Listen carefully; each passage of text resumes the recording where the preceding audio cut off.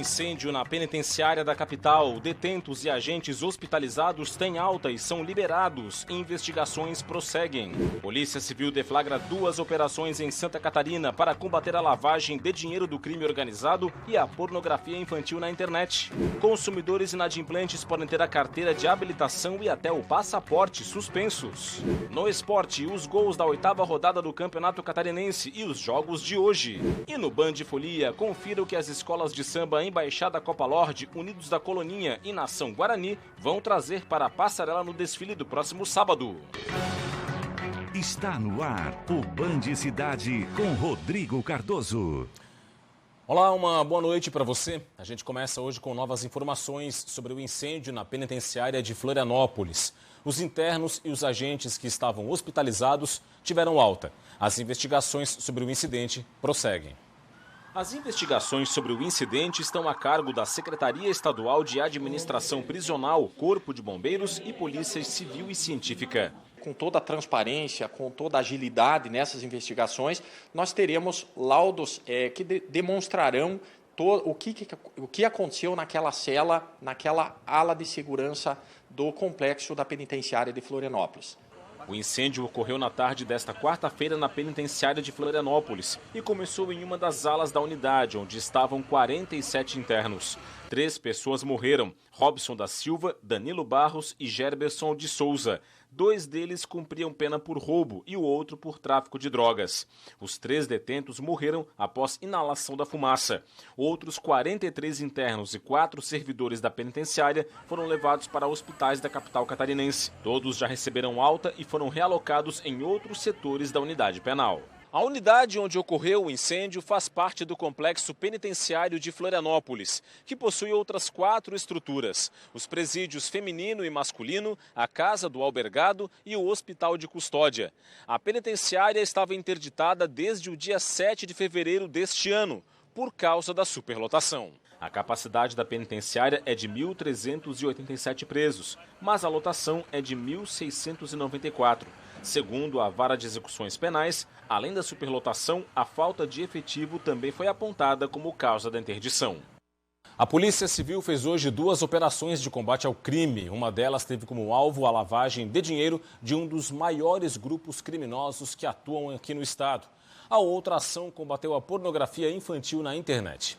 A primeira fase da Operação Smurfing cumpriu 7 mandados de busca e apreensão nas cidades de Florianópolis, São José, São Francisco do Sul, Criciúma, Araquari e Joinville. Segundo a Delegacia de Investigação à Lavagem de Dinheiro da DEIC, a organização criminosa movimentava grandes valores oriundos de diversos depósitos e contas espalhadas em Santa Catarina e em outros estados do país. A investigação apurou a movimentação de algo em torno de 6 milhões de reais nas contas dos principais suspeitos. Faziam o recolhimento desses valores pulverizados em diversos depósitos, em diversos locais do estado e inclusive fora do estado. Entre os alvos da operação estão familiares de detentos, ex-detentos e um advogado. A operação ocorreu com o suporte da OAB Santa Catarina, como determina o Estatuto da Advocacia.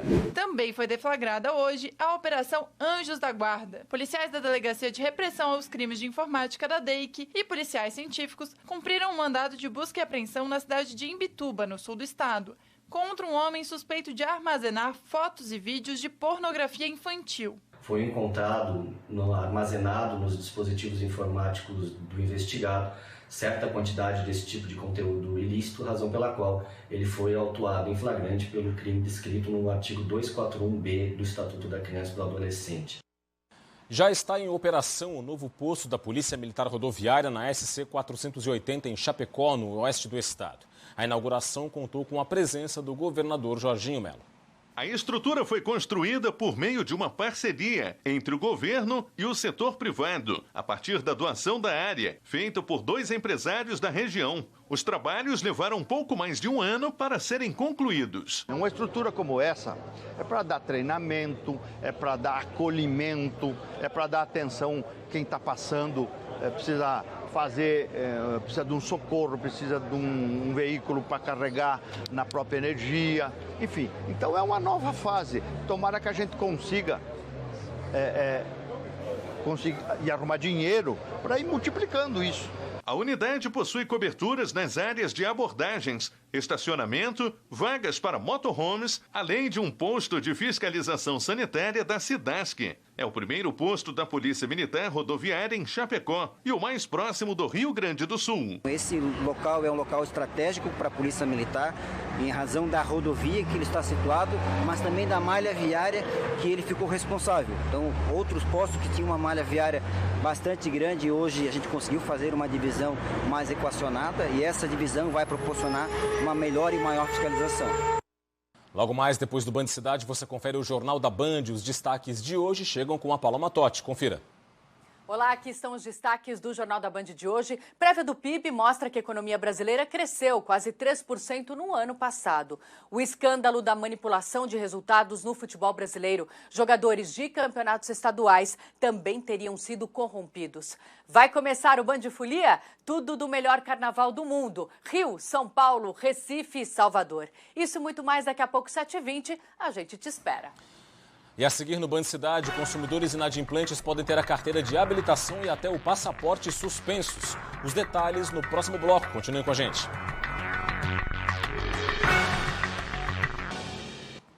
De volta com o Band Cidade, uma pesquisa apontou que o número de inadimplentes no país voltou a subir em janeiro e atinge agora mais de 65 milhões de brasileiros. Em meio a isso, os ministros do Supremo Tribunal Federal julgaram um artigo do Código de Processo Civil que autoriza a suspensão da carteira de habilitação e do passaporte de devedores. O levantamento feito pelo SPC Brasil e a Confederação Nacional de Dirigentes Lojistas aponta que 4 em cada 10 brasileiros adultos estavam negativados em janeiro. O volume de consumidores com contas atrasadas cresceu 7,74%.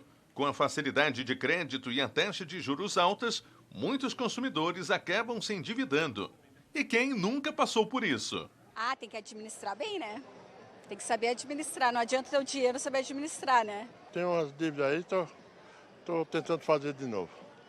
Mas vou resolver, se Deus quiser. A pesquisa revela que cada negativado deve, em média, R$ 3.883. A maioria dos consumidores tem dívidas com instituições financeiras e cartões de crédito. De acordo com o levantamento, os setores que influenciaram para a alta da inadimplência em janeiro foram os bancos com 29,93% e contas de água e luz com 11,6%.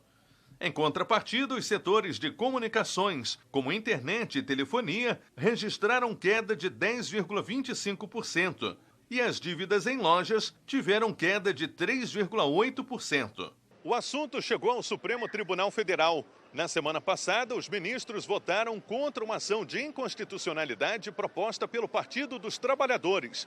No entendimento da Suprema Corte, os devedores podem ter a carteira de habilitação e o passaporte suspensos, caso não quitem as suas dívidas junto aos credores. Atualmente no Brasil, mais de 65 milhões de consumidores estão inadimplentes e poderão ser impactados por essa medida.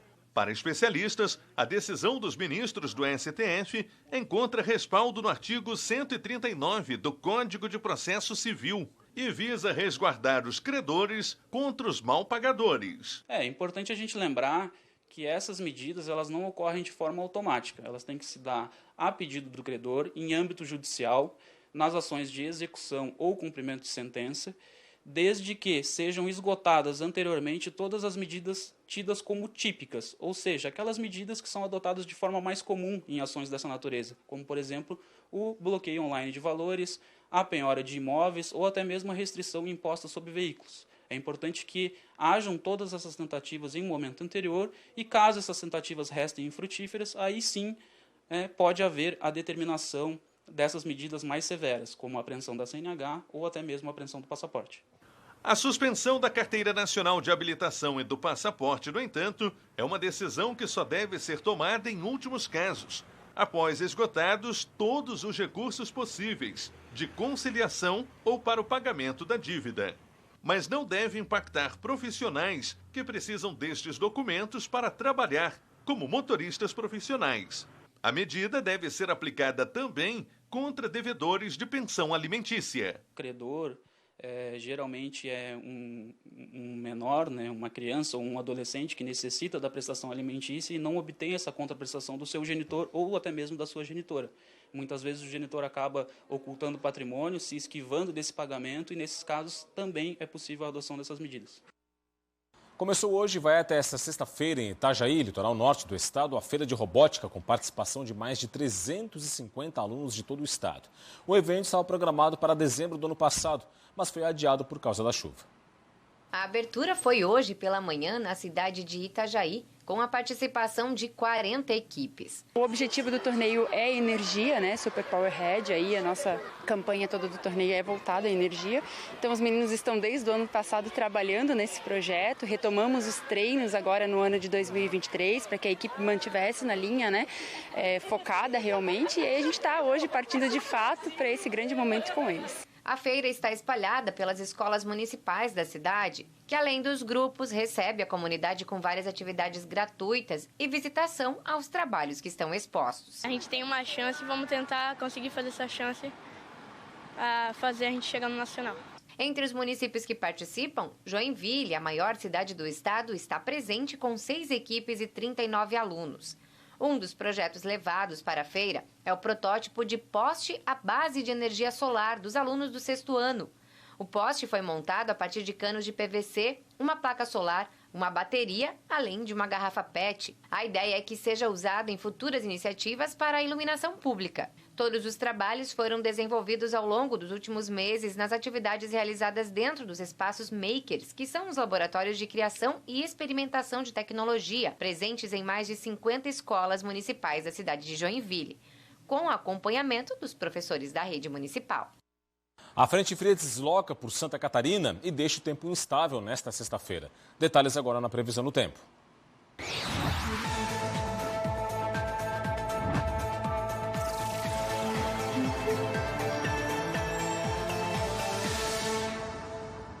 A sexta-feira vai ser instável, com pancadas ocasionais de chuva em Santa Catarina e risco de temporais localizados na madrugada. No fim do dia, o tempo melhora a partir do oeste e do sul catarinense. As temperaturas vão diminuir em todas as regiões do estado. Em Florianópolis, mínima de 21 e máxima de 26 graus. Em Joinville, mínima de 23 e máxima de 27. Em Lages, variação entre 12 e 21. E em Chapecó, mínima de 13 e máxima de 31 graus.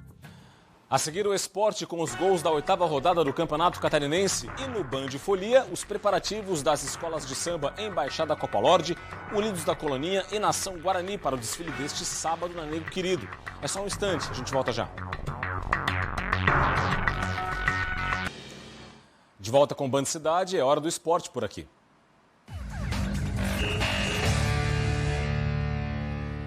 Campeonato Catarinense, a 8ª rodada começou com muitos gols nesta quarta-feira. Criciúma e Figueirense venceram na noite de ontem. O Tigre fez 3-0 no Camboriú. O primeiro tempo do Tigre contra o Camboriú foi de pressão e intensidade. O ataque carvoeiro desencantou mesmo no segundo tempo e com uma noite para ficar na memória do atacante Fabinho, que marcou o primeiro hat-trick do estadual. O primeiro dele foi aos 3 da etapa final. Marcelo Hermes tocou para Fabinho marcar. O segundo veio aos 11. Fabinho passou para Éder, que mandou no gol. E o camisa 11, no tapinha, colocou para dentro. A conta fechou aos 16. Contra-ataque rápido, Fabinho tocou para Éder, que tentou deixar o dele. Beliato tirou, mas no rebote, Éder tocou para Fabinho livre, marcar o terceiro dele. E o terceiro do Tigre no jogo. Fim de papo, Camboriú 0, Criciúma 3. A vitória colocou o Tigre na 5ª posição com 11 pontos. Já o Camboriú perdeu a primeira como mandante e deixou o G8. Agora é o 9º colocado com 8 pontos. No estádio Orlando Scarpelli, o Figueirense goleou o Barra e a vitória aliviou a pressão sobre o técnico Cristóvão Borges e também sobre o ataque do time, que resolveu trabalhar. Figueirense fez o dever de casa, venceu o Barra. O que parecia ser uma partida bem disputada e equilibrada no começo do jogo, principalmente por essas 2 bolas no travessão, começou a se desenhar para um domínio do time do Estreito a partir dos 26 minutos. Nicolas foi o primeiro a balançar as redes no Orlando Scarpelli. E se o torcedor que foi ao estádio nessa quarta-feira chuvosa já estava feliz com a vantagem, ficou ainda mais com a segunda etapa do Furacão. que começou com o Nicolas arrancando o suspiro da torcida ao colocar essa bola no travessão no primeiro minuto. Mas não demorou muito para os alvinegros comemorarem mais uma vez. 5 minutos depois, Lucas Campos marcou o primeiro dele com a camisa alvinegra. O terceiro do Figueirense foi para lavar a alma de Jefferson. O atacante, muito criticado pela torcida, entrou no lugar de Nicolas e respondeu com esse belo gol, acabando com seu jejum depois de 15 meses sem marcar. 3-0 já era o placar mais elástico que o Figueira vencia no estadual. Renan Barnabé, cria da base alvinegra, precisou de apenas 4 minutos em campo para anotar o dele e fechar a goleada. Essa foi a primeira goleada do Figueirense no Campeonato Catarinense. E essa vitória aliviou um pouco a pressão do torcedor em cima do alvinegro. O Figueira agora ocupa a 4ª posição, pelo menos até o complemento da rodada, com 11 pontos somados. O carnaval do torcedor alvinegro começou um pouco mais cedo e um pouco mais leve. Quando acontece assim, que a gente joga bem, de uma maneira convincente, sólida, e ganha dessa maneira, então aí sim, aí conjunção perfeita. Hoje a rodada seguiu com o duelo entre o líder Hercílio Luz e o Concórdia lá em Concórdia, no Domingos Machado de Lima.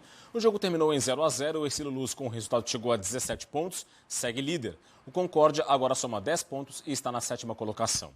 E a bola rola neste momento no estádio Orlando Scarpelli para Atlético Catarinense e Avaí. A partida começou às 7 da noite, está no primeiro tempo, placar fechado, 0 para o CAC, 0 para o Avaí. Cobertura completa amanhã no Jogo Aberto SC. Joinville passa a contar com um instituto especializado em tratamento de pessoas com transtorno do espectro autista. Você confere agora na reportagem do William Tenório. Acolhimento, inclusão e humanização combinados a terapias cientificamente comprovadas, aplicadas por profissionais especializados.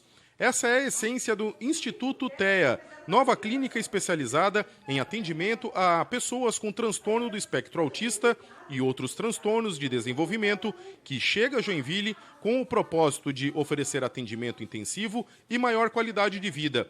O Instituto TEA tem o objetivo de suprir uma lacuna existente na assistência aos autistas, onde pacientes e seus familiares encontram no mesmo local as terapias mais avançadas e uma equipe completa de profissionais experientes e qualificados. A gente tem a psicologia, fonoterapia ocupacional, psicopedagogia, musicoterapia, parte de clínica escola, integração sensorial.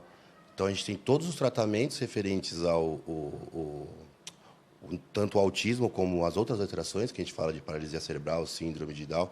Então, a gente não atende só autismo, a gente abrange para outras crianças, né? E o nosso diferencial é esse, profissionais especializados. Então, a gente trabalha muito com formação de profissionais, exige a formação de profissionais. A gente tem doutores, mestres, especialistas. Então, a gente tem tudo isso no mesmo lugar. O Instituto TEA oferece as mais avançadas terapias fundamentadas na análise de comportamento aplicada, única intervenção cientificamente comprovada e altamente recomendada para o tratamento do transtorno do espectro autista. Durante a sua aplicação, todos os padrões de comportamento são acompanhados e registrados, determinando o direcionamento do tratamento e mostrando a sua evolução. A clínica possui 4 unidades na capital de São Paulo e agora amplia suas operações com a inauguração da primeira unidade na região sul do Brasil, em Joinville, totalizando instalações com mais de 3.000 metros quadrados de espaço físico. A terapia é o principal remédio. O remédio, na minha concepção, ajuda, né? Mas a terapia é que vai evoluir, vai trazer o desenvolvimento que essa criança, que esse adulto precisa. Continua em casa, porque os pais sabem que a gente está sempre ali, de alguma forma, estimulando, mas eles precisam, né, da fono, do terapeuta ocupacional. Agora no Band Cidade, o espaço está aberto para o carnaval, é hora do Band Folia.